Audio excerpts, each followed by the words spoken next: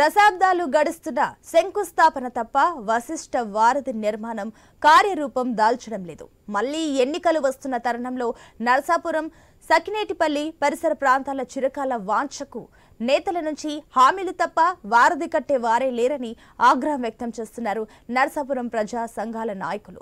వశిష్ఠ వారధి నిర్మాణంపై మరింత సమాచారం మా ప్రతినిధి భార్గవ్ అందిస్తారు. వశిష్ఠ గోదావరికి సంబంధించి బ్రిడ్జికి సంబంధించి దశాబ్దాల కలగానే మిగిలిపోతుంది. మళ్ళీ ఎన్నికలు రావడంతో ప్రస్తుతం మరోసారి తెరమేకి అంశం వచ్చింది. ప్రస్తుతం మనం చూస్తున్నాం గోదావరిపై పంటు ప్రయాణం ఎంత ప్రమాదకర స్థాయిలో ఉంటుందో, ఆ గోదావరిపై ఉన్నటువంటి ప్రయాణం అనేది గతంలో జరిగినటువంటి చేదు ఘటనలకు సంబంధించి కూడా ఉదాహరణలు తీసుకోవచ్చు. అయితే ప్రతిసారి ఎన్నికలు వచ్చినప్పుడల్లా ఈ ఎన్నికల్లో గెలవగానే ఈ వశిష్ఠ గోదావరి బ్రిడ్జి ఏదైతే నరసాపురం నుంచి సకినేటిపల్లి వరకు వలందర్ రేవుపై ఉందో ఈ బ్రిడ్జికి సంబంధించి హామీల వర్షం మాత్రం నాయకుల నుంచి కానీ ప్రభుత్వాల నుంచి కానీ వస్తూనే ఉన్నాయి. అలాగే ప్రధానంగా ఇక్కడ వేసిన శంకుస్థాపన రాళ్ళు కనుక చూసుకుంటే దశాబ్దాల తరబడి ప్రభుత్వం మారినప్పుడల్లా ఆ శంకుస్థాపన రాయి మాత్రమే ఈ ప్రాంతవాసులకు వస్తుంది. మరి ఈసారి మళ్ళీ ఎన్నికలు వస్తున్నాయి. మరి ఎలాంటి వారు వీరికి కావాలి? ఇక్కడ ఉన్నటువంటి స్థానిక ప్రజా సంఘాల నాయకులు కూడా మనతో ఉన్నారు. వాస్తవ పరిస్థితులు ఎలా ఉన్నాయి వీరిని అడిగి తెలుస్తున్నాం. సార్ చెప్పండి, ఏంటి ఎన్నికలు మళ్ళీ వస్తున్నాయి, మళ్ళీ మీకు సంబంధించినటువంటి మొన్న చంద్రబాబు ఆచంట వచ్చినప్పుడు హామీ ఇచ్చారు, ఇతర నాయకులు కూడా హామీ ఇస్తున్నారు, ఎందుకు ఇది పూర్తి అవ్వట్లేదు? ఇక్కడ ఉన్నటువంటి ప్రజాప్రతినిధులకి చిత్తశుద్ధి లేకపోవడమే ఇది పూర్తి అవ్వకపోవడానికి కారణం. ఎందుకంటే గత 75 సంవత్సరాల నుంచి దీని మీద బ్రిడ్జి కట్టాలనేటువంటి పోరాటం జరుగుతూనే ఉంది. ఇక్కడ ఉన్నటువంటి నాయకులు అడుగుతూనే ఉన్నారు. గతంలో మన రాష్ట్ర ముఖ్యమంత్రి ఎన్టీ రామారావు, మాజీ ముఖ్యమంత్రి ఎన్టీ రామారావు గారు, బ్రహ్మదత్ గారు కలిసి ఒకసారి శంకుస్థాపన చేశారు. తర్వాత రాజశేఖర రెడ్డి గారు, ఇక్కడ కృష్ణరాజు గారు, సుబ్బారెడ్డి గారు వాళ్ళు ఉండగా చేశారు. ఆ తర్వాత మళ్ళీ ఇంకోసారి చంద్రబాబు నాయుడు గారు చేశారు. ఇలాగా 4-5 సార్లు కేంద్ర మంత్రులు, ముఖ్యమంత్రులు శంకుస్థాపన చేస్తూనే ఉన్నారు, కానీ ఎక్కడ జరగలేదు. గతంలో చించినాడులో కట్టిన తర్వాత ఈ రేవు ప్రాసెస్ ఏంటి అనేది గమనించి మళ్ళీ ఇంకోసారి ఇక్కడ ఖచ్చితంగా బ్రిడ్జి కట్టాలనేటువంటి ఆలోచన తీసుకొచ్చారు. వ్యవసాయ వనరులు కానీ, విద్యార్థులు కానీ, హెల్త్ సమస్య హాస్పిటల్స్కి రావడం కానీ, వేలాది మంది, లక్షలాది మంది జనం ఇక్కడ దాటుతూ ఉంటారు. ఈ రోజున దీని కలెక్షన్ ఏంటంటే 3,60,00,000 రూపాయలు ఆదాయం సాలుకు వస్తుంది. అంటే ఎంత ఇక్కడ అటు ఇటు తిరిగేటువంటి వాళ్ళు ఎంతమంది ఉన్నారు, ఎంత కలెక్షన్ వస్తుందంటే దీనికి ఖచ్చితంగా బ్రిడ్జ్ అవసరం. అయినప్పటికీ కూడా బ్రిడ్జ్ కట్టలేకపోతున్నారు. ఈ మధ్యకాలంలో మన ప్రజాప్రతినిధిగా వచ్చినటువంటి ప్రసాదరాజు గారు ఒక సందర్భంలో ఆయన నెగ్గిన తర్వాత 2 నెలలకే ఒక సమావేశంలో ఏమని చెప్పారంటే, మేము ఈ బ్రిడ్జి కనుక కట్టలేకపోతే నెక్స్ట్ ఎన్నికల్లో మేము జనాన్ని ఓటే అడగమని చెప్పి అన్నారు. అయితే 600 కోట్లతోటి దర్బరేవు ప్రాంతంలో బ్రిడ్జి కట్టడానికి ఒక ఏర్పాట్లు చేశారు. సుమారు 60 లక్షలు రిలీజ్ చేసినట్టు, అక్కడ ల్యాండ్ ఎక్వైర్ చేసినట్టు చెప్పారు. అయితే ఒకసారి గతం ఆలోచించినట్టయితే ఇదే 10 సంవత్సరాల నుంచి మన ఉపరితల రవాణా మంత్రిగా, కేంద్ర మంత్రిగా ఉన్నటువంటి నితిన్ గడ్కరీ గారు తెలుగుదేశం ప్రభుత్వంలో ఉన్నప్పుడే ఒక ఎమ్మెల్యే గారు మాధవ్ నాయుడు గారు ఏం చేశారంటే, అప్పుడు ఆయన అడిగితే ఈ బ్రిడ్జిని పట్టణంలోనే కట్టేలాగా 1 సెంటు కూడా ఎక్వైర్ చేయక్కర్లేకుండా ఇక్కడి నుంచి ఆ గట్టు మీదకి ఈ గట్టు మీదకి వేసి అక్కడ ఇక్కడ రోడ్డు ఉంది కాబట్టి 150 కోట్లతో నిర్మించడానికి శాంక్షన్ చేయించుకొచ్చారు. దాన్ని ఆపి మళ్ళీ ఇప్పుడు 600 కోట్లతోటి ఆ పక్కన ఎక్కడో కట్టించాలని ప్రయత్నం చేయడం, అది ఒక విధంగా కేంద్ర ప్రభుత్వం కట్టాలనుకున్నా, ఇతను కట్టాలనుకున్నా దాంట్లో ఏం స్వార్థం ఉందో, ఏం లబ్ధి ఉందో తెలియదు.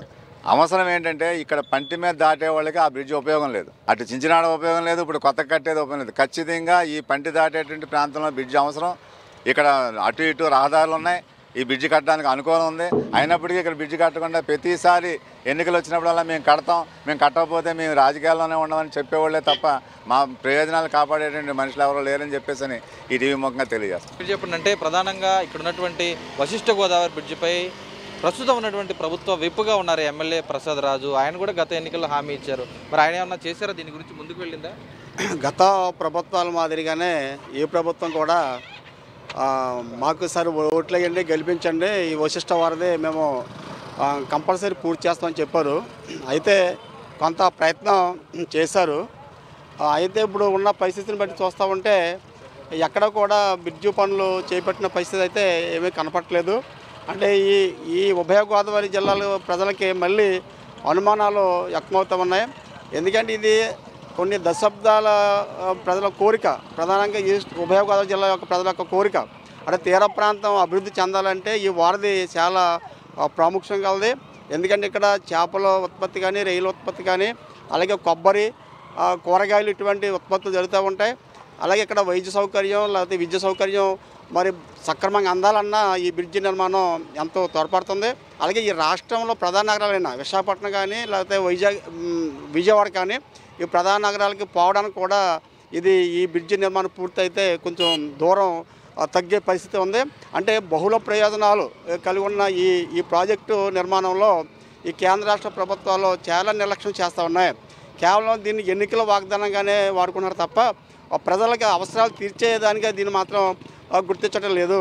ఎందుకంటే గతంలో అంటే 3 ప్రభుత్వాలు టీడీపీ ప్రభుత్వంలో అలాగే కాంగ్రెస్ ప్రభుత్వం వైసీపీ ప్రభుత్వంలో కూడా శంకుస్థాపనలు చేసింది. అంటే ఈ దేశంలో 3 ముఖ్యమంత్రులు శంకుస్థాపనలు చేసి ఆగిపోయిన వంతెన నిర్మాణం ఏదైనా ఉందంటే అది వశిష్ఠ వారధి తప్ప మరొకటి లేదు అని చెప్పేసి మేము భావిస్తూ ఉన్నాం.